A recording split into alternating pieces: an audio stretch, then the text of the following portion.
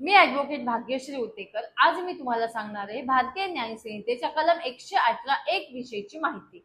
जर तुम्ही एखाद्या व्यक्तीला जाणून बुजून हेतुपूर्वक किंवा त्या व्यक्तीच्या जीवाला धोका निर्माण व्हावा या उद्देशाने जर तुम्ही धारदार हत्याराने, विष, आग याद्वारे जर तुम्ही त्या व्यक्तीला हल्ला करत असाल तर तो गुन्हा आहे।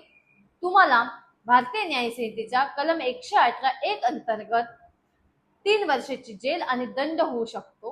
हा गुन्हा दखलपात्र आहे, अजामीन पात्र आहे आणि यामध्ये पोलिसांना वॉरंट शिवाय अटक करण्याची संमती आहे। जर तुम्ही अशा प्रकारचा गुन्हा करत असाल तर या सगळ्या गोष्टी लक्षात ठेवा आणि जर गुन्हा गंभीर होत असेल तर यामध्ये कारावासाची शिक्षा वाढू शकते।